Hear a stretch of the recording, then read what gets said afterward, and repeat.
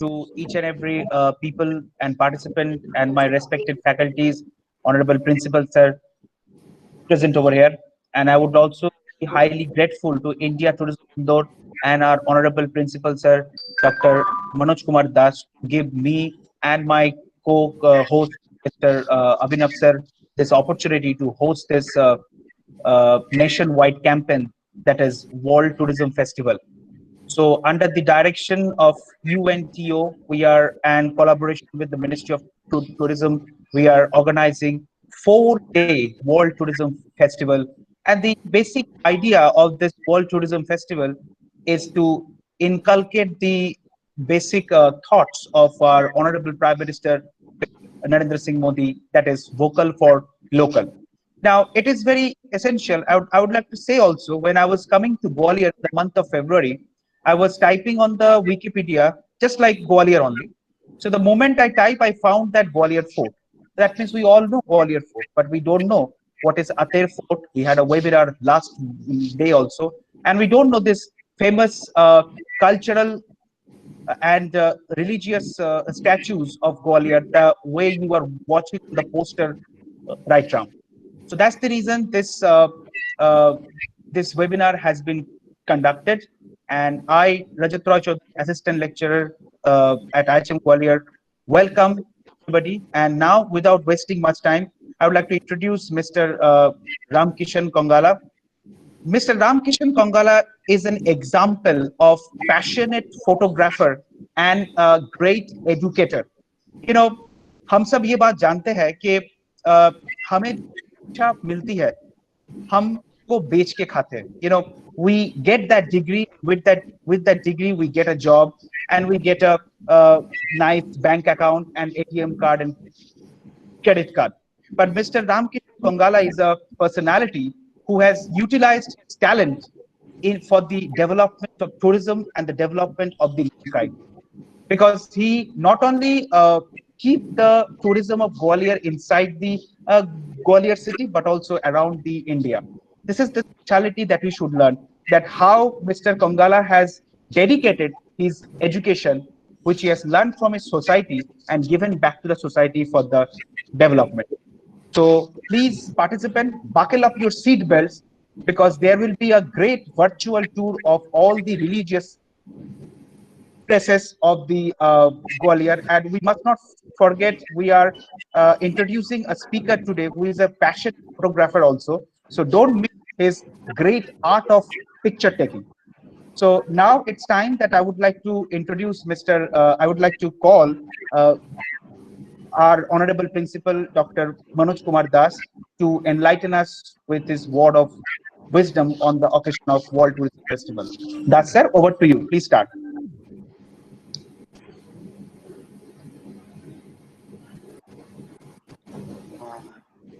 He will join us within a 1 minute time. I think some network issue was there, so he will join us again. Abhinav. All right, take care, fine.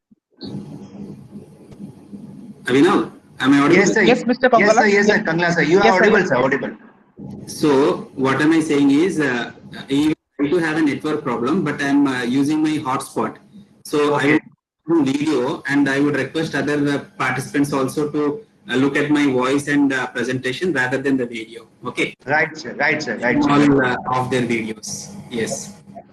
Over to Das, sir. All right, sir. Das, sir, please come. Yeah, actually, it got disconnected. So sorry, I'm sorry. So first of all, very good afternoon to all the attendees of this webinar today, which is a very interesting webinar, and in which we have invited the faculty from the esteemed Institute of Travel and Tourism in Gwalior, that is Mr. Ramkishan Kongala. Sir, welcome to you, sir, for this platform. And today, sir, actually, we have invited you because actually, although there are some very good temples in and around Gwalior, but actually we observe these temples as an object. We don't see the intricacies between it, which, sir, you will be enlightening us to our students and viewers and my colleagues also. So, sir, I have, frankly speaking, I have attended some of this temple tourism seminars under the tourism Vikas month of Gwalior, and I have participated there in your classes. Sir, it was really a fascinating thing that so many things are there to learn from visiting a temple. And we normally go to the temple and we offer our gratitude to the god and goddesses, and we come back by just doing a parikrama. But beyond that, if some time is there, we look around here and there, how the landscape is there and how the other nearby spots are there. But we never think of how the epitome is made, how the garbhagriha or the sanctum sanctorum is made, what is the importance of this top of the temple, the bottom of the temple, the architecture in the sides of the temple, so like this. So, sir, it is really worth hearing from you, sir. And I hope my students will take it, the learnings from you forever, because I have also captured some of your learnings in the past webinars, sir. It is really interesting. And the number of followers for you in the Facebook and YouTube are in thousands. That's a great achievement for you, sir. I congratulate you for that also. And I wish some of my students and colleagues also will be a fan of yours in the YouTube and your all social Instagrams and social sites. So, sir, it will be a great benefit for our students and the team of other attendees today. And, sir, the temples are, of course, it is very limited nearby places. But the town you belong to, sir, is the richest temple over there, and people from there in thousands and thousands, on even lakhs and lakhs, and which is not there in the places of like Gwalior. But still, there is many things to learn, sir. And I hope, being I have also stayed here decades in Gwalior, but the intricacies is not well known to me, frankly speaking. So, sir, today we will hear from you, and also for my all the teams and the students, that how this temple give us some knowledge, some facts and figures just by observation. The temple will not say anything. Only thing is that it is there in the pictorial form. We have to grasp it. So in that way, sir, I request you for your this.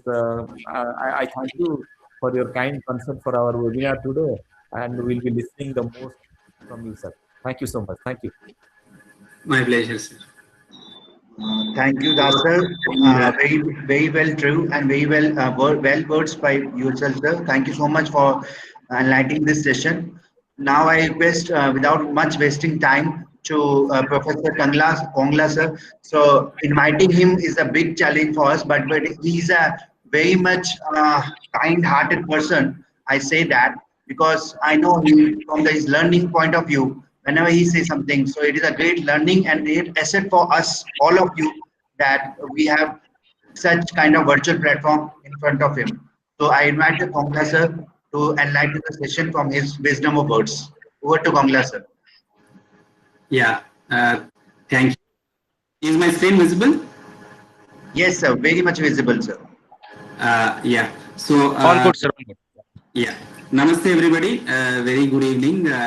And I would request everybody to turn off your videos so that we can have a hassle-free discourse. And just a minute. Yes. So, namaste to all. Very good evening. I thank Sir Abhinav and all other IHM faculties for their kind invitation.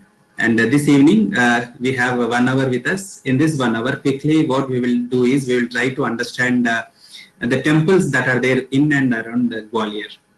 So you can also follow me on social media sites for further information on temples. Yeah. Before beginning this lecture, let us have a small shloka from Rig Veda, the first shloka of Rig Veda, which is my favorite.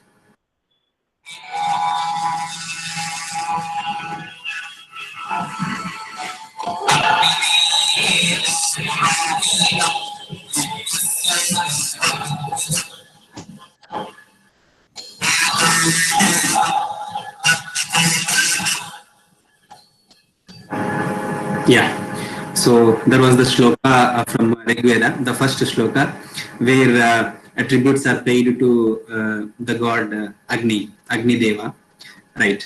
So from there, going ahead, the slide that is visible here, you can see, is the layout of Gwalior Fort. So this is in north and south axis, and then this is east and the west.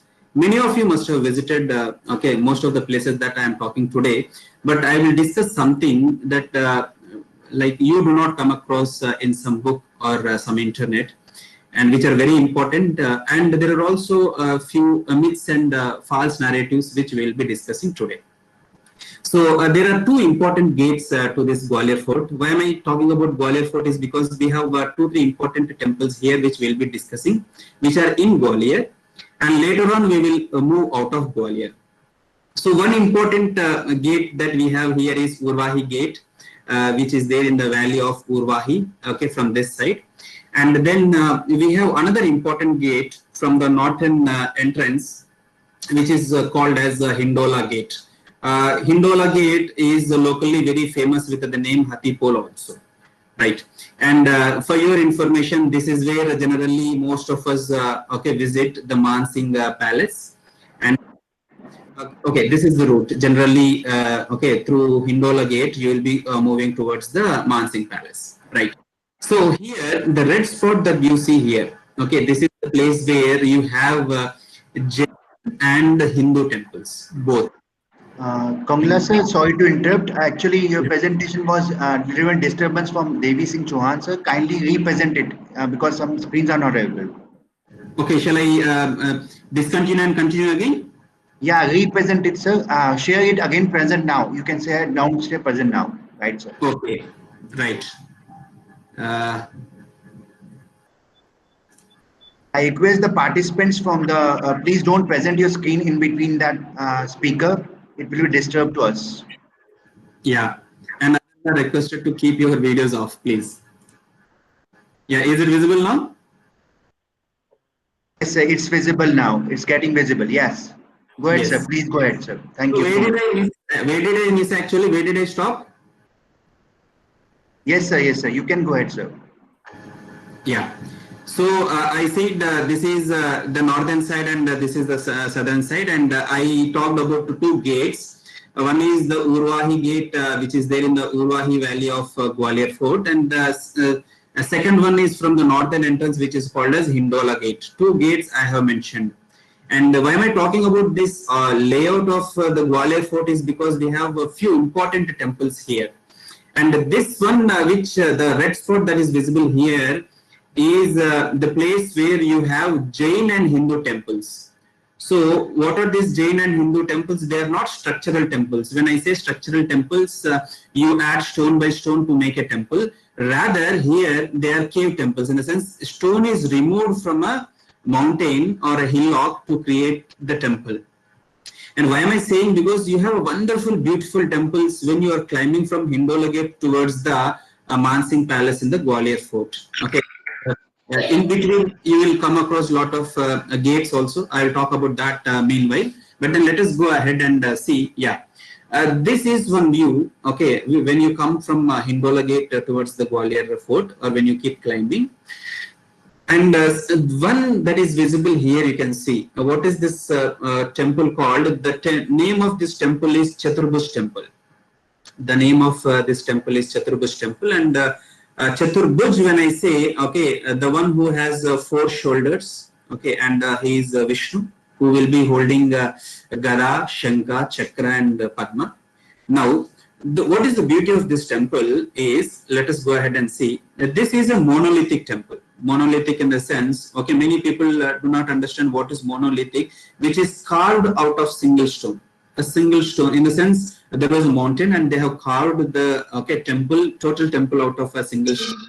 And then later on, okay, during invasions, okay, the Shikara temple was destroyed. But then ASI has tried to recreate the Shikara, but then they could not bring that intricacy that was okay, brought on by our ancestors. What is the beauty of this temple, or greatness of this temple is, this temple has an inscription. And this inscription is considered as one of the oldest, not the only old, but one of the oldest inscriptions in the country. wherein we have the reference of 0. In the sense, 0 is written. The shape of 0 is written in the inscription. And how does the inscription go? Where is the inscription? You can see the doorway here. When you enter into this Chaturbuj Garbhagriha, towards the left of you, okay, you find the inscription on the wall, and on that inscription you find in 2 places. And what does the inscription says? Inscription says simply, there were 270 hastas of land. Very beautifully it says. How many? 270. So when they mention 270, they have used 0 between the 2 and, okay, after the 2 and 7. And then later on it says 270 hastas of land was sown with flower plants. And those flower plants generate 50. How many? 50. 50. Again 0 comes here. 50 garlands, okay, to be used for the Chaturbuj, or the Vishnu who is there in this Chaturbuj temple. To beautifully say. So if any country has such inscription, okay, which is one of the oldest inscription, okay, which has okay, 0 mentioned, okay, in its original shape in 2 places, they would have created a great museum and called it as 0 temple, or called the Gwalior as 0 city, okay, or 0 museum, and they would have celebrated. But unfortunately, many of us, okay, are not aware that whenever we have to refer to epigraphical evidences of 0 written, okay, then we have to see. It's not that okay, oldest 0 is not available. For example, there is this manuscript called as Bakshali manuscript, which we found in Peshawar and okay, regions around. In this Bakshali manuscript you find, but then it is not epigraphical, rather it is okay, transcript written in the manuscript. That is the difference. So this thing, wherever I go, I highlight about the epigraphical evidence of 0 written, okay, which is there in the Chaturbuj temple.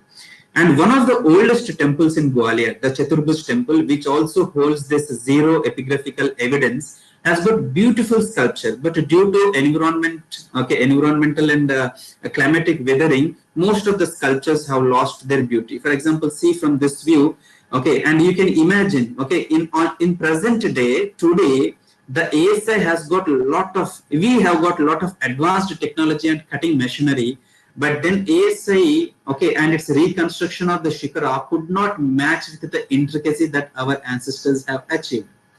That is one of the pondering question. Why do we fail after having so much advanced technology to build the same way that our ancestors have built? Imagine you have a beautiful small mandapa and everything out of single stone, and a Garbhagriha and a Shikara, and this kind of temple that you see here is Nagara style of temple. We will come across a lot of such wonderful and beautiful facts about temples in coming slides. Now, so the same temple, see, for example, if it is dedicated to Vishnu temple, so you will find most of the sculpture related to Vishnu only. For example, you can see here the Varaha avatar of Vishnu. What is Varaha doing? You can see in this is simple, and this is half-feet sculpture, just almost to the size of your okay, the palm. That's it. And in that size itself, imagine the episode, the way they have carved and sculpturally they have represented. The episode of Varaha avatar of Vishnu rescuing Bhudevi, okay, from being drowned in the oceans. One beautiful episode, okay, Varaha avatar, right? And then another okay, episode that you find from the same Chaturbuj temple is Trivikrama. Trivikrama in the sense, when the Vishnu takes the avatar of Vamana and visits, okay, and then he goes to Mahabali, and then he asks for okay, space of 3 feet, and that is when he takes 3 feet, okay, one in the okay, on the earth, the other one in the Swarga, and the other one in the Akasha. So likewise, 3 steps he will be taking, and this is indicated okay, in this episode beautifully. And you can observe the sculpture has withered due to okay, climatic conditions, and it was also vandalized and demolished, ransacked also, and that is the reason you do not find okay, because of iconoclasm, you do not find okay, most of the faces intact, and it becomes very difficult for a layman or the learners to identify which kind of sculpture it is. For example, here you do not have half part of Bhudevi itself; it has been chiseled out, okay, purposefully chiseled out. But then see, if you visit this temple in Gwalior Fort, Chaturbuj temple, you have beautiful sculpture, intricate temple, and also zero epigraphical evidence. One of the oldest zero epigraphical evidences also. That is the beauty of this Chaturbhuj temple. Now, going ahead from this Chaturbhuj temple, if you go little ahead, you will come across a gate called as Lakshman Gate, or you generally call it as Lakshman Pole. So when you stand below that Lakshman Pole and you turn towards the west, why? Because you will be coming from the east, and when you turn towards the west, you see this huge empty space here. And for many days, none of the Gwaliorites or most of us were aware what actually this is. And when I have observed closely, I found this Gaja here, the elephant. And when I have studied still much closer, then I understood that this was nothing but Gajasura Samhara Murti of Shiva. Shiva, where he will be slaying the demon Gajasura. He will enter the stomach of Gajasura and he will pierce the stomach of Gajasura. And then he will be dancing by covering his body with the skin, okay, of the Gajasura. And it was, and generally the Gajasura Samhara Murti, majorly 90-95% of these sculptures, they are restricted to South India or till Deccan, till Burhanpur and the south of Burhanpur. But to the north of Burhanpur, you don't find Gajasura Samhara Murti much. And it was to my surprise, okay, after I found this Gajasura Samhara Murti at Lakshman Pole, I was very much surprised. And if this was intact and if it was not chiseled out, this could have been one of the largest Gajasura Samhara Murtis in the North India, one of the grandest. Because unless until you do not go to Ellora caves, if you do not go to Elephanta, then some other temples in South India belong to Cholas and Pallavas, you do not find that easily the Gajasura Samhara Murti. And that you found here itself is a, okay, in the sense, imagine it was there earlier and it may predate somewhere, or it comes between somewhere around 7th century AD, somewhere around 800, 600, okay, CE to 1500, 1400 CE, in between that, okay, time period. Now, so again, okay, you can see here, okay, the same way, after crossing that Lakshman Pole and Gajasura Samhara Murti, you can see a few, okay, caves or a few excavations here that being done, and you can also see a small temple here. So such structures were, okay, present, okay, in plenty in this route, especially, okay, from the Hathipol region, and both they were Hindu temples also, and they were dedicated to Jain temples also. They were excavated out of the, okay, mountain. This mountain, is basically the sandstone mountain. And this is how did this mountain suddenly appear in this? Because this belongs to Vindhya Mountains. And what is the speciality of Vindhya Mountains? Vindhya Mountains is a discontinuous mountain of sandstone. And that is the reason they have identified and they have carved, and for 1,000 years, okay, somewhere around 6th century CE to 15th century or 16th century CE, for 1,000 years, okay, it was fishing with Hindu and Jain temples here. Later on, when it was invaded by Mughal rulers and the Delhi sultans, they were chiseled out, and then this portion of the Gwalior fort has lost its glory, right? And then see in the same path, okay, you can see Mahishasura Mardini here, very beautiful. And what would be the length of this sculpture? Maybe 1 feet or 1.5 feet, not more than that. In that 1.5 feet itself, the sculptural details that you can see, even after being chiseled out, ransacking also, and then even after okay, being weathered to the environment and climate, still they are intact, and you can identify, okay, if you have little knowledge about what iconography means. And here this is Mahishasura Mardini killing the demon Mahishasura. Here you can see Aditya, or the sun god, holding 2 lotuses in his hand, and then you have Vishnu here. And then again you have Aditya here, the sun god, and then the Vishnu, and then you have Uma Maheshwara Murti here. Beautiful sculptures. And then understanding this, you do not find Brahma anywhere, but then you find mostly Vishnu related gods, and Shiva. We have to understand somewhere, okay, the rulers, they had more interest in Shiva and Vishnu. Sir, Sorry to disturb you. I think Mr. Nageshwar Rao was attempting to join and he's again presenting his screen. Your screen is not visible to us, so reconnect it, sir. Pin Okay, the, I'll stop this share and I'll reconnect again from. I Yes, have sir. Yes, pinned sir. my presentation already. Yes, right. Sorry for these disturbances in between, right? Okay. Yeah, it was clear. I have pinned your presentation. I think it is visible. Yeah. No, sir. I think Is it visible? Yeah, it's visible, sir. Now. it's coming. Right.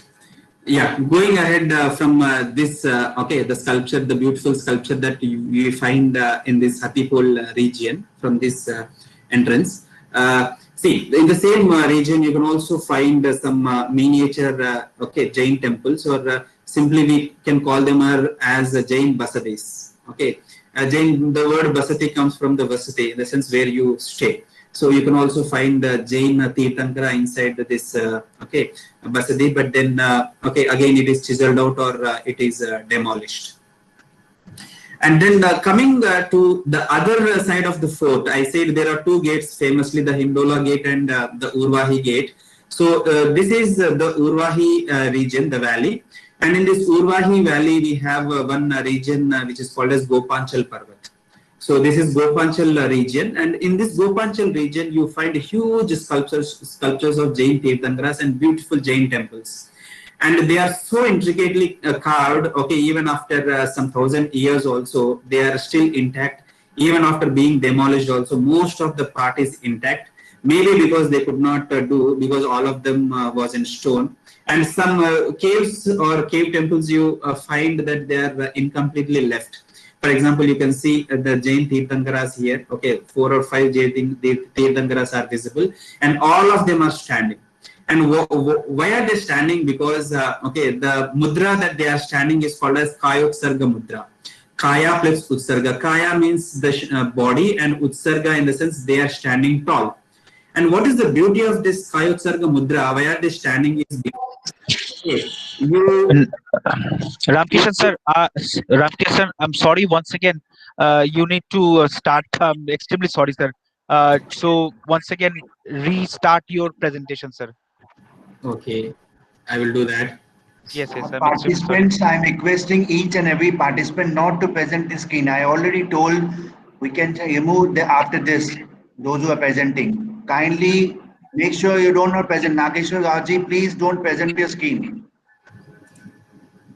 Yeah, so people who join by the mobile phone request you that there is something called ask to join and present now. So do not click on the present now, just straight away click on ask to join. We will admit you. Yes, sir. Please, sir. Start, sir. Yeah, Ramkishan yeah. sir, please start. Yeah. So the beauty of Kayotsarga mudra is this. Okay, it like it is the mudra wherein the Jaina Tirthankaras, okay, they have attained their moksha. In the sense, the most difficult of all the yoga mudras is the Kayotsarga mudra, wherein you have to stand, you have to control your body, and then you have to attain moksha. And that in the sense, the Kayotsarga mudra of Jain Tirthankaras indicates the difficulty, okay, that okay they go through, but still they attain moksha. The severity of the austerities they practice is the resemblance or is the representation of the Kayotsarga mudra. Okay, beautiful Jaina temples, okay, in Gopanchal region. And going ahead, you can see, for example, here this is Adinath or Rishabdev, okay, in this Gopanchal region only. And then how do we identify Adinath or Rishabdev? Just below the okay, sculpture or the murti, you will find a Lanchana or the icon of them. Okay, the one that is there here is called as Lanchana. But sometimes Lanchana is not available, but it is easy to identify Adinath because you have 3 tufts of hair, okay, on his head. So by looking at 3 tufts, you can easily say that he is the Adinath or Rishabdev. Right. So in the same way, okay, this is the Gopanchal region. But then if you go a little ahead, okay, you find this, okay, again, the same Rishabdev or Adinath. And the height of this Rishabdev or Adinath is 58 feet, 58.4 exactly, but then 58 feet. And you know, this is higher than the Gomateshwara Bahubali that is there in Karnataka, Shravana Belagola, which is just 57 feet. And then recently, recent construction was there in Nashik. You have Ahimsa statue, which is somewhere around 108 feet high, and that statue is considered as the first largest statue in the world. Okay, the Jaina statue, and then the one that is there in Urvahi Gate of Gwalior Fort is considered as the second largest. Okay, and most of the Gwaliorites, they do not know this fact that we generally the Gwalior possesses a wonderful treasure of this Tirthankara Adinath or Rishabdev, which is almost 58.4 feet high. One of the humongous structures. You stand there, you look so minuscule before it, and they have achieved this at least 1,000 years before from today, and that is one of the civilizational achievement they have done. And just in Gopanchal region, in this cave temple, you can see the dwara of this Basadi. See how intricately, and the Torana also you can see. Okay, and this Torana, you can see the crocodile here, and that is the reason the Torana is called as Makara Torana. And then from two sides Makara is there, and Makara Torana. Again, Makara Torana also has got a lot of relevance. Makara represents the water. Okay, and in the center also you have a Kalasha, which also represents water. So water has got a lot of relevance in Hindu, Jaina, and Buddhist iconographical relevance. Now, coming to the other place, you have another this place. Sorry, I was saying Gopanchal earlier. It was not Gopanchal, it was Siddhanchal, and this is Gopanchal. Okay, excuse me there, right? I was thinking it as as Gopanchal. No, that was Siddhanchal, and this is Gopanchal. And in comparison to Siddhanchal, Gopanchal Parvat that is there in Gwalior Fort is more intricate. Though it has been demolished and ransacked and chiseled out, the iconographical details that are there are more beautiful and intricate than the Siddhanchal Parvat. For example, you can see the Jaina Munis here, and the Chatras. For example, see all the Jaina Munis or Tirthankaras, they have this chatra over their head. And what is this chatra? Chatra means parasol. What is the relevance of this parasol? This parasol represents the sovereignty, and the Jaina Tirthankaras hold sovereignty in their divinity. That is the reason we follow them. Right? And going ahead, after completing the Gopanchal, and the Hindu Jain cave near the Nicola Gate of Gwalior Fort, we have come to this beautiful temple which is called as the Sahasrabahu Temple Complex of Gwalior Fort. You can see this is an incomplete temple. The one that is visible is only the Mukhamandapa and Mandapa of the temple, and the Shikara is not there. I will show you how that would look like with the Shikara. But then there are two temples in this complex. One is the bigger temple, which is dedicated to Vishnu, and the smaller temple also dedicated to Vishnu. Most of the people think that the bigger temple is dedicated to Vishnu and smaller temple for Shiva. It is not the way, because I have gone there personally and studied, and by understanding the iconographical details, sculptural details, we could easily understand that that is also dedicated to Vishnu. Now, in this Sahasrabahu temple, this Sahasrabahu temple complex was built by Kachbagata rulers. King Mahipala has built. But then you can see what is the beauty in this temple is the door frame that you see here. This is the dwara.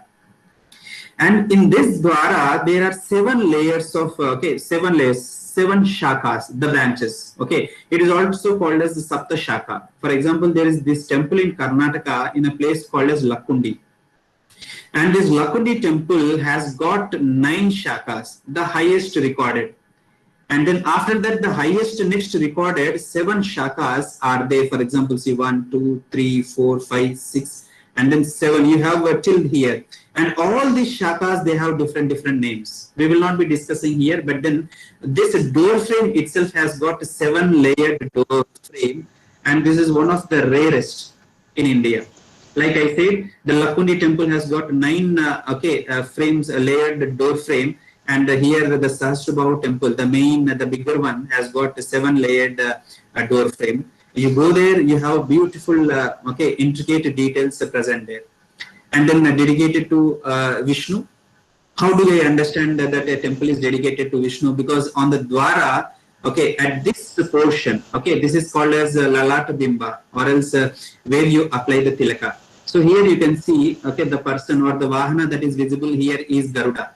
So if a Garuda is present here, then you have to understand that it is dedicated to Vishnu. Or sometimes what if it is dedicated to Shiva, then you will find Ganapati, the family god of Shiva, or sometimes you will be finding okay, Devi, or sometimes you will directly find Lakulisha, the Pashupati cult representation of Shaivism, or directly the Shiva also you will be finding. For example, you can see here Vishnu directly there on the top of Lalat Bimba. So this is how. And the same temple, okay, Sahasrabahu, the bigger temple, you can see the mandapa, the main mandapa, or this is called as Maha Mandapa. And the pillars, humongous pillars, and the roof of this temple, how beautiful and intricate it is. And imagine 1,000 years ago, this intricacy was brought without any machinery, using without any advanced tools, a simple chisel and hand. And they have, okay, ended up in creating this magnificent structure. Wonderful. You go there, you sit in this temple, and you can, okay, keep pondering over hours together how they have achieved this great feat. And the same temple, you have beautiful sculpture. Okay, this one sculpture is of Vishnu and Sri Devi.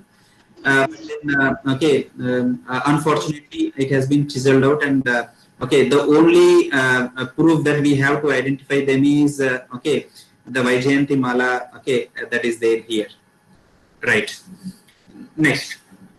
When you enter into the Garbhagriha of this Sahasrabahu temple, okay, you find again this beautiful, again same Sapta Shaka, 7-layered door frame. The 7-layered door frame, and see, you can see the presentation, and you can observe how things are in detailly sculpted here. Understanding? Okay, you can see the Vishnu, and then okay, you can see Brahma here, and then you can see Shiva here. And then the one here is the Garuda. So by understanding the Garuda, you have to okay understand that the temple or the deity, chief deity inside the Garbhagriha should be Vishnu. And just look at the details of this okay, Dwara Stambhas. Okay, how beautifully they are carved.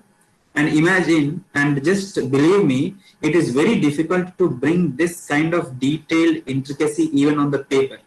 But then they have done it on the stone, and especially the red sandstone. Okay, and why am I saying especially red sandstone? Because once you go more detailed, there are fair chances of breaking of those details. Why? Because it is soft, and without breaking, without causing much harm to what they are sculpting, they have okay, beautifully with a lot of care have sculpted all this in detail. But unfortunately, we could not retain them because of the invasions that have happened. Right. So yeah, this is how. So this is the photograph that was clicked by Raja Deen Dayal, who is known as the prince of the photographers in India during those days. In 1880, this was clicked, the picture of Sahasrabahu temple. But then it do not have a shikara. So the one you see here was created by me. Digitally, I have created this shikara. And then with the shikara, this much grand, the Sahasrabahu temple must have looked. Today, unfortunately, only Mukhamandapa and Mahamandapa are there, and even the Garbhagriha and the Shikara, all of them are lost. Right. So just beside this Sahasrabahu temple, the bigger temple, you have okay, another Vishnu temple, which is a small one, a smaller Vishnu temple. And this smaller Vishnu temple, okay, also like it do not have a Garbhagriha, or where the chief deity has to sit. But then it has only the Mukhamandapa and Mahamandapa, and the rest of all the structure is lost. So this is the Mahamandapa of the smaller Vishnu temple, and you can see the details and the 4 pillars, okay, and the roof also, how intricately it is. So I bet like if you visit these both Sahasrabahu group of temples, you get mesmerized by their beauty and intricacy.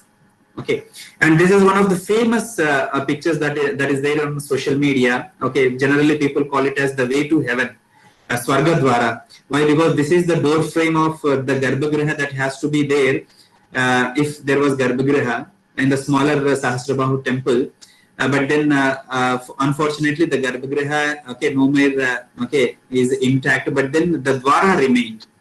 And just look at the beauty of the Dwara. Imagine if there could have been the full Garbhagriha with the deity in it, then this could have been really the Swargadwara, or okay, the way to heaven. And then yes, so this is the only Mukhamandapa and Mandapa I said, but then I thought I should okay, also let people understand how this would have looked in its fullest form, and that is the reason I have tried to reconstruct the shikara that fell off. It is not exactly matching the magnitude of the Mukhamandapa and Mandapa. Somewhere it became little less, but then this is how roughly this beautiful it must have looked like. Right now, just from a little far from this Sahasrabahu temple complex, you have this temple which is called as Telika Mandir. This Telika Mandir, I do not know, like there are a lot of stories behind the name of Telika Mandir, but then this temple is dedicated to Shiva. It was also dedicated to Vishnu for some time, and then you also find okay Matrakas, those Saptamatrikas. So Saptamatrikas are also there, and then basically at the entrance you find Yamuna and Ganga also. So by finding Yamuna and Ganga, you have to understand this must have been for a longer period of time the temple dedicated to Shiva. So constructed during the Pratihara time. Pratiharas in the sense they were Rajput rulers in the central India, or generally the Madhya Bharat, and especially during the time of Bhoja, Mihir Bhoja, okay, they say this temple was built. But then again archaeological ASI has tried to reconstruct this temple, but this portion that you see here is the reconstruction, is not the originally that was created, because it is very plain. Originally here there should be a beautiful Rajasenaka. In a sense, okay, there will be a big pot. From the pot, you have a lot of floral designs getting out. So, in the way, when you see this portion, it really looks wonderful and amazing. But then that was lost, and most of the people think that this shikara that is there is Dravidian shikara. Okay, and they say this temple is the combination of Dravidian and Nagara style of temples. Okay, and people who are listening for the first time, what is Dravidian? In the sense, the temple style in the South India is called as Dravidian temple or Dakshinapada temples, and the style that is used in Northern India is called as Nagara temple or Uttarapada temples.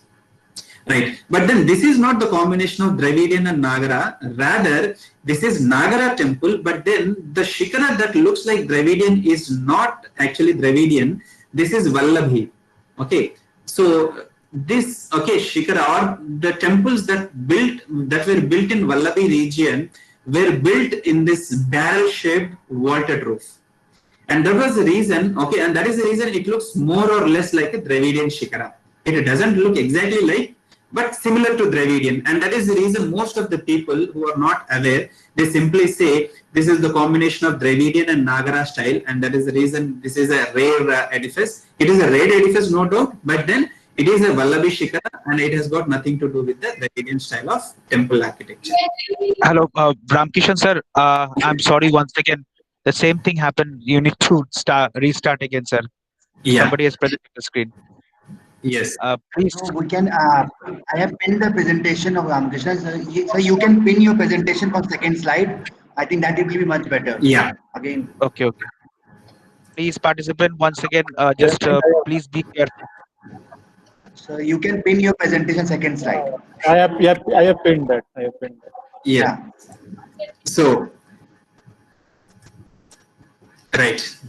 So going ahead, we have another beautiful temple here. Now we were talking about the temples that are there in Gwalior, but then there are much more beautiful temples I have skipped.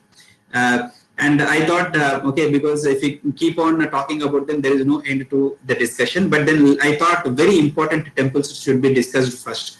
And the temple that you see here is Amitavali temple, or this is also known as 64 Yogini temple, 64 Yogini temples. And this temple is a circular temple, and it is said that Herbert Spencer and Baker and Lutyens, they have traveled the central India, and they got inspired from this circular temple, 64 Yogini temple, and they have built the Indian Parliament. There are a lot of controversies also, but then I strongly believe they have got inspired. Why? Because The Rashtrapati Bhavan that you see, okay, is the central dome of Rashtrapati Bhavan is purely inspired from the Sanchi Stupa near Bhopal. So likewise, they have inspired from the existing temples, and there is no second thought about it. So likewise, the same Chausat Yogini temple that is there in Mithawali has also inspired the Parliament building. And then originally the structure should not be like this. Okay, there are 64 small cells or small mandapas inside this temple, and every mandapa or every temple used to have a shikara about it. In the sense, this will not be so plain and naked. It should have a shikara. For example, if there is a temple, okay, and every temple or every cell should have a shikara over it. But then unfortunately, due to earthquake or some other reasons, it fell, and we are not fortunate to see how actually it would have looked like. Now, see, the beauty of this Chausat Yogini temple is in the center, the chief deity was Shiva, and then all 64 cells you can see here, and each cell has one yogini. And then once upon a time, this was a university. Okay, and a lot of astrological or astronomical studies were done here based on the central, the central temple, the prasada that you see here was, based on its shade. Okay, it was also used as sundial to understand the movement of sun and the solar, calculations and lunar calculations. And along with that, astronomical calculations also. Along with that, what is the beauty of this temple is the water harvesting system. You can see everything is made of stone, and I cannot show you that in the picture, but then every place you have the stones arranged and stone pipes arranged in such a way the water will be collected in a place that is in a pond that is there outside the temple in the back of this temple. And all that water was used for the different purposes. For example, maybe ablutions, maybe for irrigation purposes, maybe for the land that was dedicated to temple. Okay, now let me make this thing clear for you all. Every temple used to have a land dedicated or donated by the ruling class or some other elite classes, so that whatever the revenue or crop or anything that was generated in those temple lands were used purely for the purpose of temple and its maintenance and the services that temple used to provide. For example, if there is a Gurukula, so the revenue that is generated from the temple lands would be used for Gurukula. So such way, a temple was a center of economic system in olden days, which today is no more center of economic system. Rather, they are all put to ruins. Now, along with this, see, this is not a full picture. I am yet to come up with a beautiful picture of this temple, with the reconstruction. But then whatever the incomplete reconstruction I have done of this Mithawali temple, this is how it must have looked like. Every smaller cell should have a shikara above it. And then the central shrine that is there, dedicated to Shiva should also have a shikara over it. So imagine if this Mithawali temple had all the shikaras, and the main shikara, how beautiful this temple would have looked like. Okay, and this tiles or the stones that you are seeing, like bricks, are all later on added to make this structure a little strong and survive for a longer period of the time. And another beauty of this temple is, see, I'm always saying those beautiful and exciting things about this. All the temples have been talking about. This is an anti-earthquake technique temple. In the sense, even if there is earthquake, the temple will not fall. The shikaras fell down, unfortunately, but then the whole temple still survives. And how is that done? Because there is this technique called as sandbox technique. So the base of this temple will be filled with the stone rubbles and the sand. So whenever there is this earthquake, because it is not a fixed structure, you have a lot of a gap here with the sand and rubbles, that will release the energy and that will act as a cushion to the temple, so that temple will not fall. And how many years back? This is sandbox technique that is used to make this temple anti-earthquake is at least 1,000 years old. And even today we fail to build such structures even after having so much advanced technology. And the same anti-earthquake technique is also used in the Himalayan region to construct the homes and the temples. For example, the use of wood and stone is extensively done in the Himalayan region to protect their houses or temples from earthquakes. Why? Because that is earthquake-prone region. And then just after 2 kilometers or 3 kilometers away from Mithawali temple, you have this Padavali. And this Padavali temple is again dedicated to Shiva. And what is the beauty of this Padavali temple is only mandapa remains. That is not beauty, actually it is a sad part. But then rest of the temple, 90% of the temple is lost, only 10% of the temple is left over. And what you see here in this picture is the 10%. And imagine how beautiful it is. And imagine if the temple has been in its fullest, how grand it would have been. And just look at the sculptures. See, in this small mandapas, in these 2 mandapas here, you have all the Puranas, the major Shiva Purana, Vishnu Purana, and kind of Surya Purana. All these kind of Puranas that are sculpted in intricate details here. And when you go, and if you're little aware of the episodes, you can stand there and you can easily identify the episode, what they were trying to convey us. And then this is a small portion. Another view. This is the only mandapa, the Mukha Mandapa and Maha Mandapa that is surviving today, and rest of all the temple is lost. And many like who are there in and around, I suppose they must have not visited this temple till now. If you all have not visited this Gadi Padavali Shiva temple, I would request you, please do visit and understand. It is very nearby, and then magnificent temple. You stand there, you will be surprised.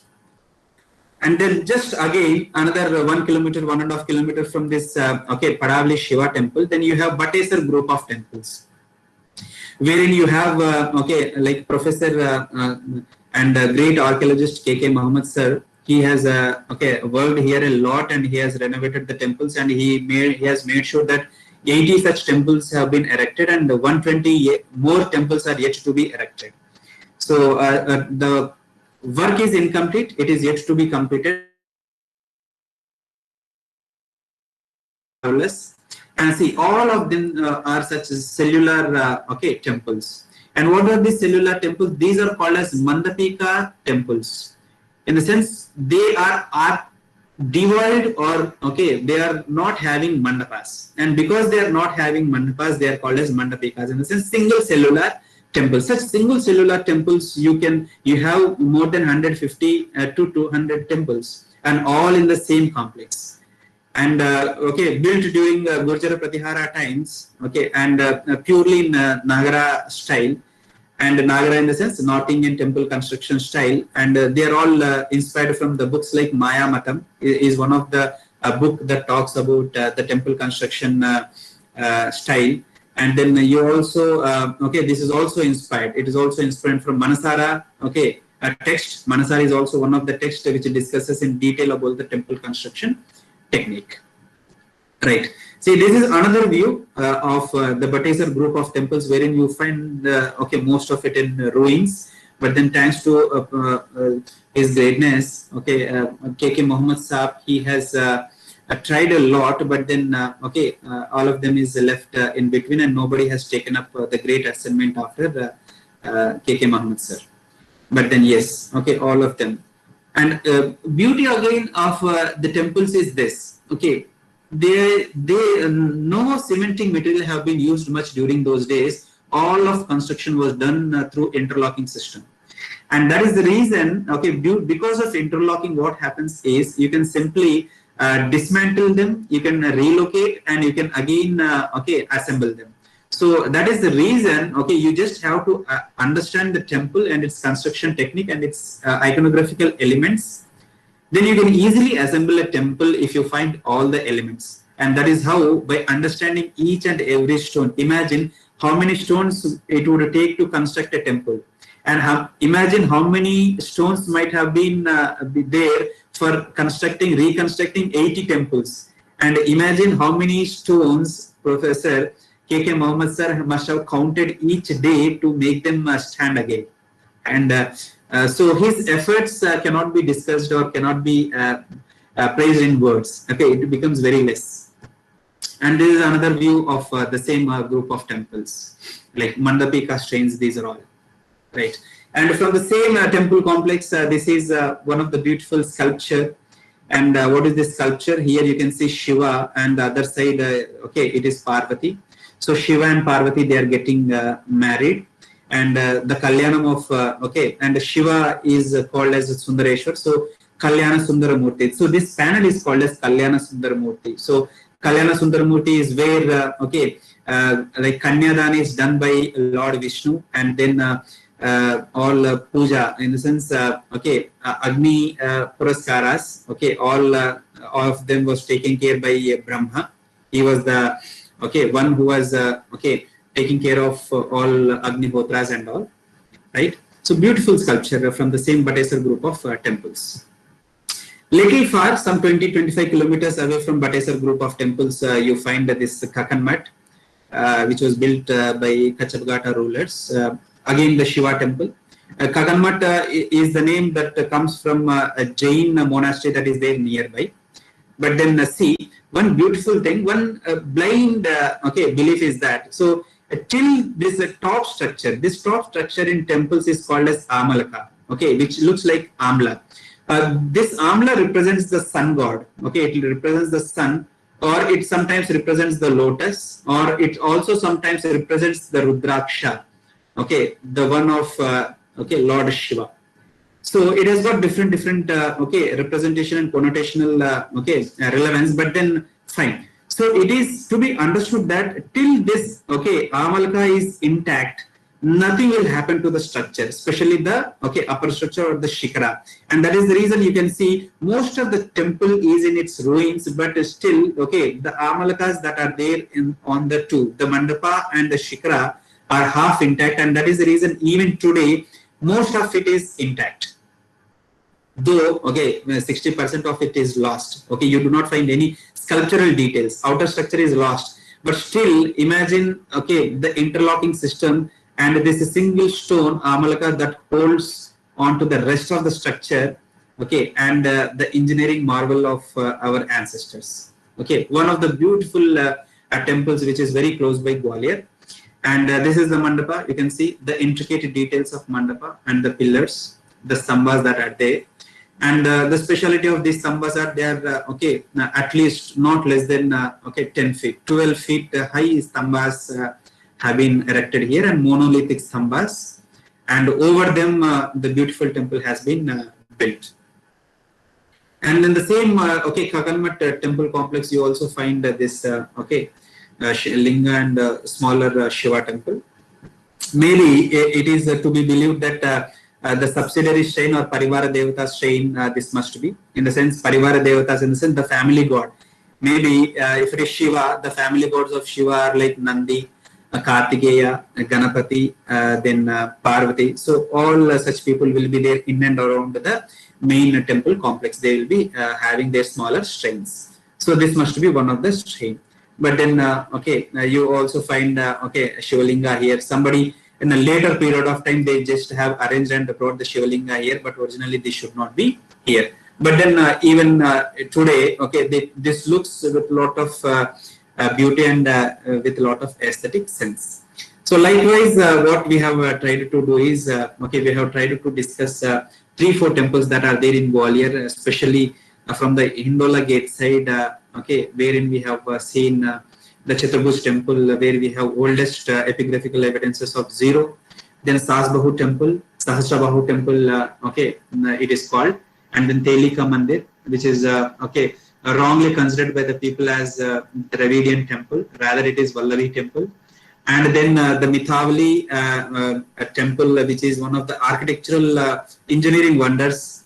Even today, okay, it was used once upon a time as astronomical university, and even today it stands as an edifice of anti-earthquake technique and water harvesting system. And what are it? See, all these techniques that I am talking today are very famous and are discussed day to day in our life. But then during those days, our ancestors have made sure that they follow all such techniques while they are building okay beautiful edifices. and then Bateshwar group of temple and Kakanmat we have seen. Okay, so like this, these are some 6 to 7 temples that are there in and around Gwalior, and within this 1 hour, I have been very quick. Okay, only 1 or 2 elements I have been discussing related to each and every temple, not more than that.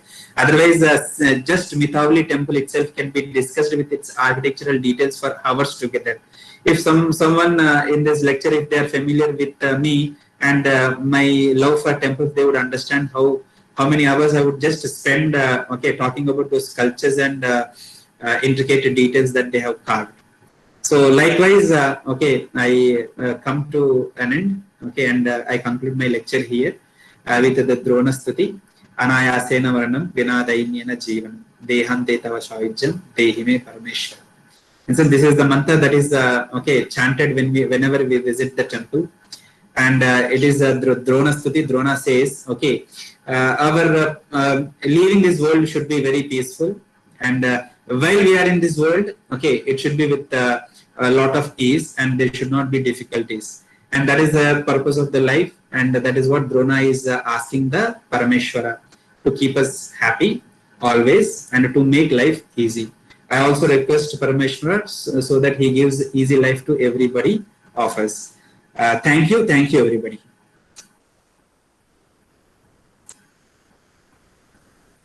Thank you. Wonderful session conducted by Pongla sir. I think it was very warming session, and it was great to see such kind of depth knowledge related to temples around in and around Gwalior. So, on behalf of IHM Gwalior, on the occasion of World Tourism Day, we was conducting these kind of session in continuous based form. We have started in IHM Gwalior on 27th. We conducted a quiz program in which lot many participants had been participated. On 28th, we continue with the Chambal region, Gwalior, with the local NGO speaker we have invited. Today, Professor Kangla has given the in and around temples in Gwalior. It's a great continuous session under World Tourism Day celebration, which was this week's only. So thank you, Kangla sir, for providing us such unlimited knowledge and accepting our request on behalf of IHM Gwalior to share your valuable thoughts related to these temples and in and around Gwalior, and very depth knowledge.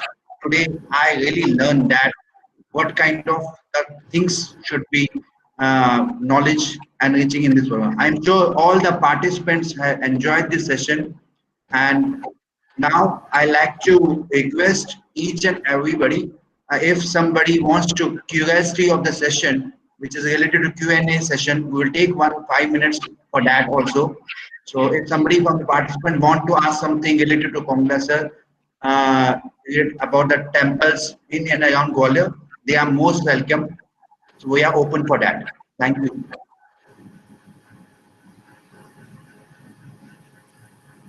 Anyone from the participants? All right. I think I'll just have a small question to Mr. Kangla sir. So, Yeah. but sir, may I ask? Yeah, Yes, go ahead. yes. Yes, sir. Go ahead. Sir, this Telika Mandir is situated just opposite to the Scindia school, right? Yes, exactly. Yeah, sir, I would like to know that when I went over there, I heard a story that this word has been taken from the state of Telangana because एक कुछ कहानी ऐसा था कि there was a king in Gwalior who decided to marry a South Indian queen, but the queen said that you have to build a temple according to the Dravidian structure. And that's the reason Teleka Mandir is the only Dravidian structure temple which is available in the North India. Is it true, sir? And that is what I said. We are not very sure of like who has built the structure. It is said like a businessman from okay, Telangana region who was an oil merchant has funded the temple, and that is how it was built. But then I am very sure okay, there are fair chances of temples being funded by the elite class, the merchant class. But then here there must have been the interference of the royal class, okay, royal family, no doubt about it. When it comes to Dravidian structure, I said very clearly, okay, when you refer to the Vallabi region, okay, Vallabi region and the temples of Vallabi region, and even the earliest Gupta temples also. So earliest Gupta temples also you find such kind of shikaras. So such shikaras are to be understood as Vallabi shikaras, not the Dravidian shikaras. So I should not be very blunt, but then people with not much understanding of temple architecture, they simply have a look at the physical appearance of Dravidian temple and they immediately try to relate it with this structure and they call it as a Dravidian temple. Okay, just to make it look a little different, but then that is not the fact. It is very well a Vallabi Shikara, and there are enough proofs, and okay, that can be proved also. All right, thank you, sir. So, Bhatt sir, we lots of questions in the chat box. Please, sir, run it through. I think some of the question I can take it from the chat box. Someone, sir, Congress, someone should know about the Tansen tomb of the Gwalior. Acha, Yeah. Tansen tomb basically, which was built generally, it is not actually Tansen tomb. Okay. In that complex, a small part of the tomb is dedicated to Tansen. And it is actually Muhammad Ghaus Maqbara. The Muhammad Ghaus was one of the saints who was there in this region, and people say he was one driving force behind the Tansen. Likewise, maybe because local region, Tansen was much popular, and that is the reason they call it as Tansen Maqbara. So, in the shadow, towards the southwest of Muhammad Ghaus Maqbara, you find a small, very modest this structure, which is dedicated, or which is the Maqbara or burial ground of Tansen. So, in Maqbara generally, let us talk about Muhammad Ghaus Maqbara is a pure Indian, in the sense, Indic structure. People say Indo-Islamic architecture, but then except the domes, even the domes are Rajputana domes and not pure Islamic domes, because they are not double domes. And when I use such words, double domes, Islamic domes, then pure domes, okay, the people who are not familiar with the architecture may get confused. That is the reason. Yeah. Very true, sir. So there's a Akanksha Rajput. She wants to tell us about the Gwalior historical moments. She wants to learn some historical moments also, sir. Yeah. So as in Gwalior. So you can just say simple words to from. She's in Gwalior only. She wants to know about the city. That's why she put the question. Yeah, Gwalior is such a wonderful or magnificent city wherein you have a lot of history and heritage. So the best way to understand the Gwalior city is okay, to explore, go and visit each and every place, take pen and paper, okay, note down the details, okay, and even available in Gwalior, so you can come to me anytime. I will give you historical details related to those places, and I will also give good references to read, so that you will understand Gwalior better. Thank you, sir. Thank you so much. I think most of the things have been there. So somebody from back want to ask something? There is one question from Madhusudan. He is asking how to differentiate idol of Lord Surya and Lord Vishnu. Yeah. It is simple to identify Lord Surya is like he holds two lotus flowers in both the hands. He will be holding two Padmas. So again, this is a beautiful iconographical interpretation. Surya holds two Padmas in two hands because the blooming of lotus flower is related to sunlight. So that relation is beautifully explained in the iconography of Surya, the sun god. So with that, Vishnu. Excuse me, may I ask a question, please? Yeah, ma'am. Please go ahead. I missed out the explanation of Coyote Circle figures. He was speaking about Coyote Circle. Yes, ma'am. Yeah, I would like to know that once again. Yeah. So, Kayotsarga is a word that comes from two Sanskrit words, which means Kaya plus Utsarga. In a sense, the body that is standing.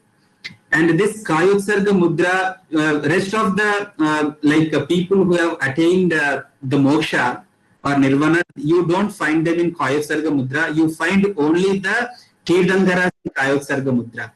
Why do you find Tirthankaras in Kayotsarga Mudra? Because this Sharira Mudra is considered as one of the most difficult one to be practiced, okay, while you are practicing the austerities. So, to make us understand how difficult or how severely the austerity practices of Tirthankaras are, so they are always represented in Kayotsarga Mudras. Okay, because I know of some Jain people, and one of the kind of meditations that they advise is Yes. to do the Kayotsarga meditation.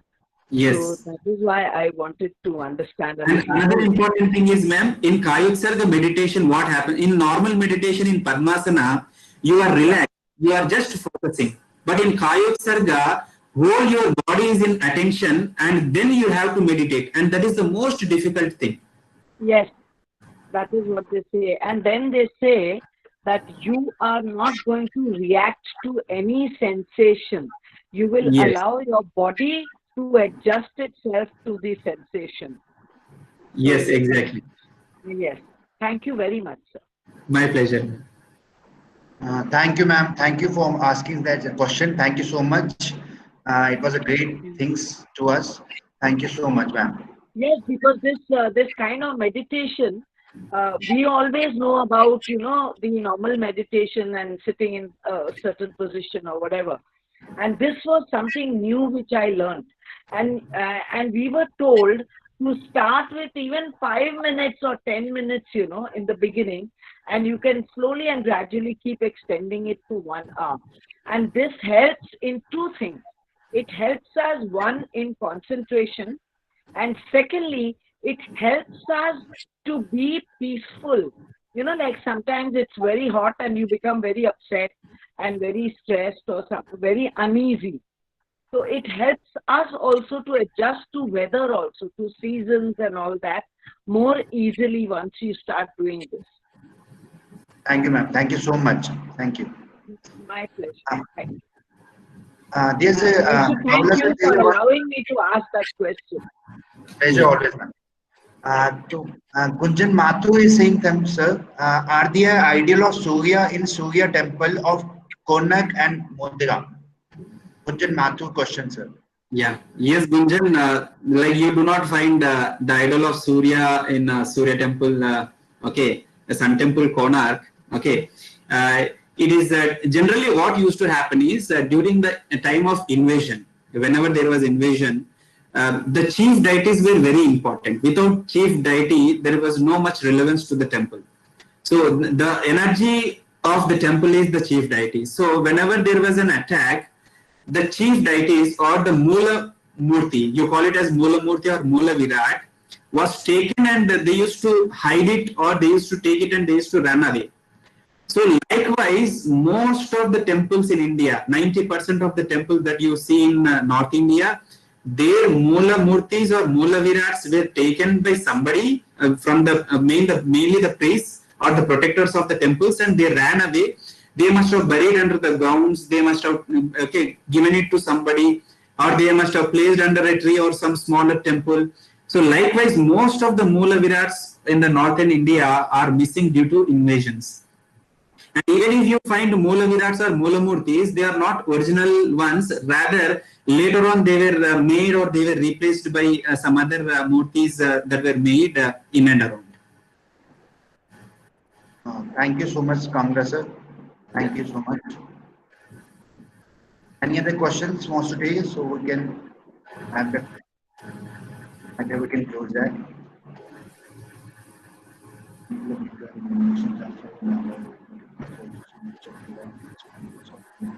Sir, Kangla sir, there is a Madhusudan Ghosh temple of Lingiraj in Bhubaneswar classified as a Naga group, but it also some structure like these found in South Indian temple. Please comment on it. See, Lingaraja temple that is there okay, this Bhubaneswar is actually a Nagara style of temple. Why is it Nagara style of temple? Because Kalinga, that is actually Kalinga temple. It is a Kalinga style of temple, and Kalinga style of temple is established a little variant of what is Nagara temple. So whenever you study Nagara style of temples, it is to be understood that it is a little variant, a smaller variant of Nagara style.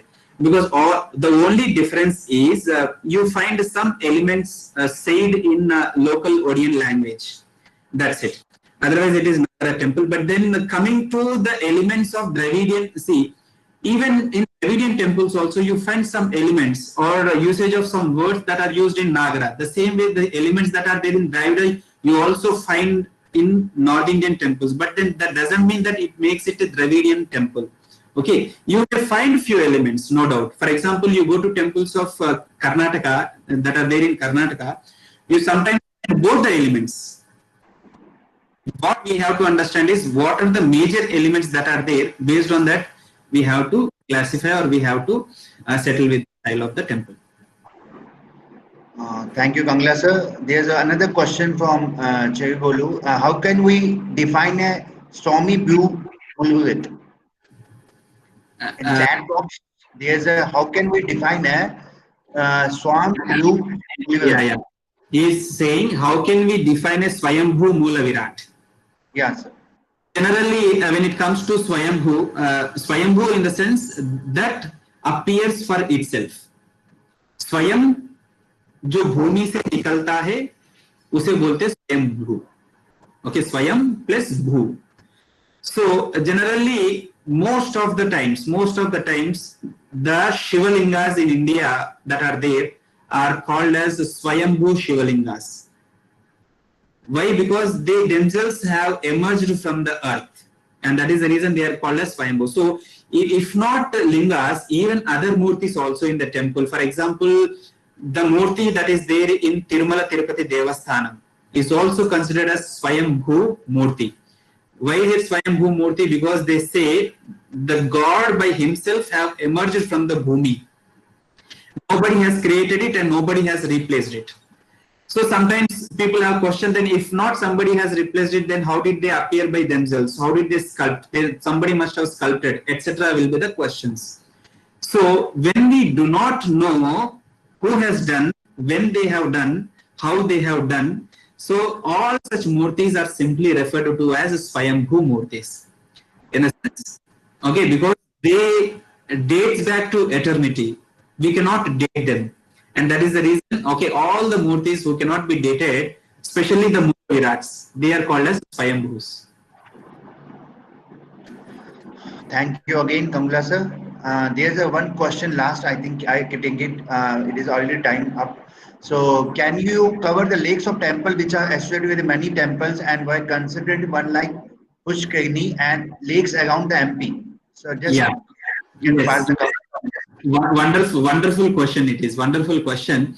Why? Because the concept of Rama sir, Yashwant. Yes. Thank you, sir. So the concept of lakes is not a new concept. It has been there in India right almost for 5,000 to 6,000 years.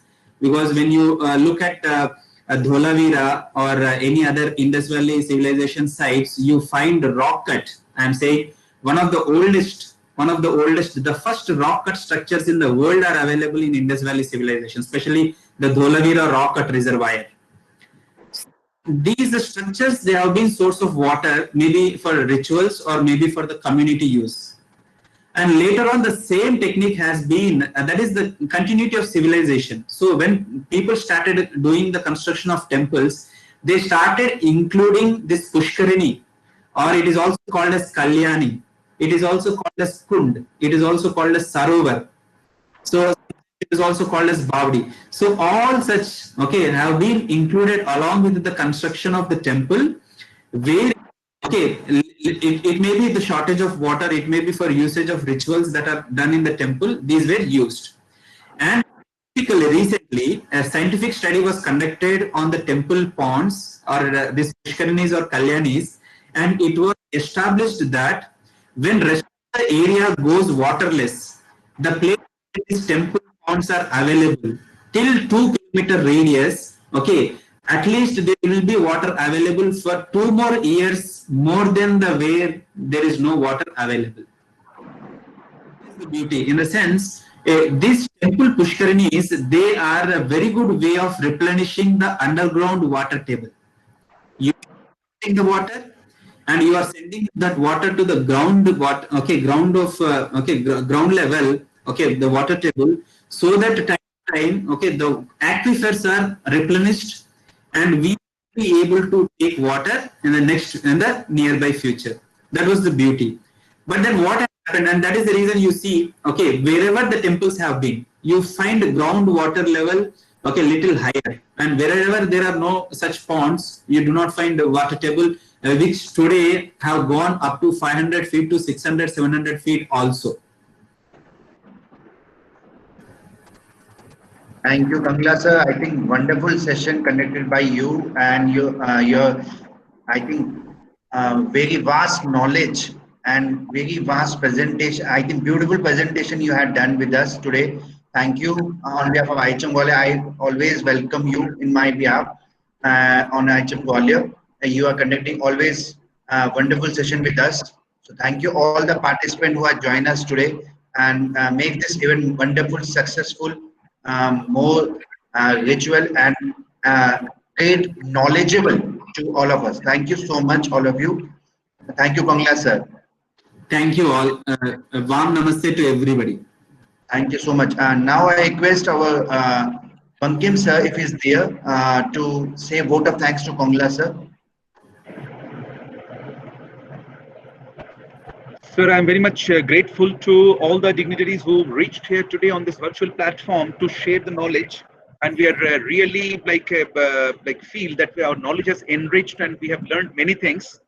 It's a good luck of our IHM that we have had you on the platform, and we would also like to have in future also, because the more we meet on such virtual platforms, the more we share the knowledge, more our like students, they will be like knowledgeable and they will be able to survive in this world of competition. I like thank all our participants. I thank Mr. Bhatt. I thank on behalf of IHM Gwalior our principal sir and all the other persons. And a big namaskar from my side. So please stay connected and please serve us in the best possible manner. Thank you very much. Namaskar, sir. Thank you, sir. Thank you so much. Now I request my host again to give the last voting thanks to Kangla sir, and I request Kangla sir also to come on camera if it's possible from his end, so that it will be great session to, and I will take a big screenshot to be remember for virtual platform. I don't think I will be able to do it. Let me see. Am I visible? Yes. Yeah, you have Yes, sir.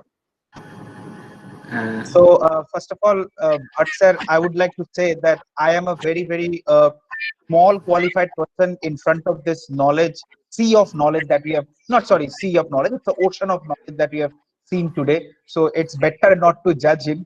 But I must say one thing that Mr. Kangla is nothing but a man with, we call him ambidextrous. You know, Subhash Bose was an ambidextrous who can do both job at same time. So as we can see that he's from his presentation that he is not a great tourism researcher, but at the same time a passionate photographer. Probably that is the big thing we need to understand. The way he gone in depth inside each and every temple, that is really amazing to see. And once again, this is the biggest, I think, example that how somebody giving his education back to the society for the development of the society. This is the beautiful thing that all the teachers and the student, including me, should learn from him. And that's what I want to say. I'm speechless performance, speechless webinar. And you know, one more thing I must say, Mr. Ramakrishna sir, after your webinar, people are asking that how many webinars are IHM Gwalior conducting. Please send us information. Also act as a brand ambassador of IHM Gwalior, as well as I should say Gwalior tourism also. Demand is very high now. So tomorrow I would like to say our participant, we are also doing a vocal for local webinar tomorrow, but over there we will also connect Madhya Pradesh as well as Manipur and Nagaland. So please also stay tuned and join. We'll share on the social media, and that's how we will finish the World Tourism Paryatan Prav Festival tomorrow. Over to you, sir. But sir. Thank you, Mr. Rajat, for giving the wonderful speech from your end. I would like to request, first of all, thanks to Kamla sir for accepting my request on behalf of IHM Gwalior. He's always there to give us the great motivational. No, I'm not saying that motivational. I think one of the asset we have, because IIT team and IHM is a co-body of tourism industry. So on this occasion of World Tourism Industry, we are maintaining this decorum to give an enriching knowledge to all our subordinates, all our participants, whosoever is present in, because due to COVID-19, we cannot interact much. But through this virtual platform, it is all possible. We can interact, and to our sharing of knowledge gives the best results always. Thank you once again, Kamila sir, for accepting my request on behalf of IHM Gwalior. And you are always welcome to give your enriching knowledge to each and everybody. All the participants, I am sure they are quite lucky enough to give such kind of presentation from your side. Thank you so much, sir. Thank you, sir. Thank you, sir. Thank you, everybody. Thank you, all of you. Stay safe, stay home. And if the feedback form is not here, Rajat, please can ensure some problem is there feedback, so you can make sure them. Okay. Right, sir. Right. Okay.